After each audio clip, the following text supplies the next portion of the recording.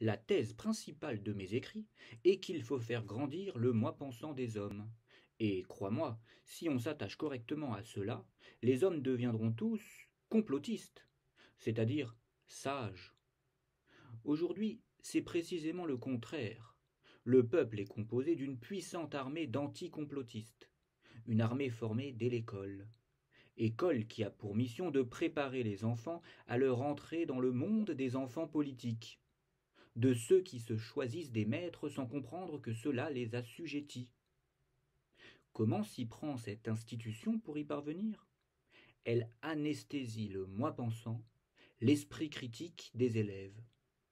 Elle fabrique des élèves qui apprennent bien leurs leçons et qui ne les remettent jamais en question. Et oui, les dominants ne sont pas idiots lecteurs. Ils savent qu'il leur serait contre-productif d'enseigner dans leurs écoles que la démocratie, c'est choisir son chef, tout en développant en parallèle l'esprit critique des enfants.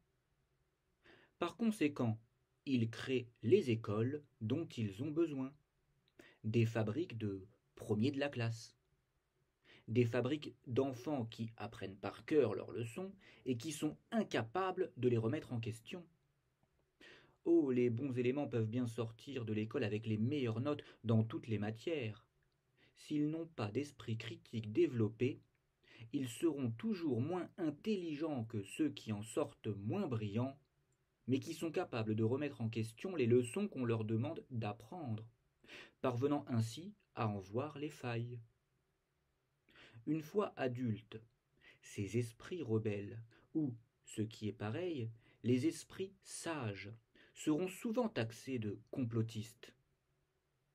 Quelle ironie quand on sait que ce sera souvent eux qui, de par leur esprit scientifique qui les pousse à chercher la vérité, seront les auteurs des leçons de l'école de demain. Leçons que ces premiers de la classe apprendront par cœur et défendront sans aucun esprit critique. Ces premiers de la classe, comme je les appelle, sont responsables du triomphe du leurre que représente la démocratie représentative et du complosophisme ambiant.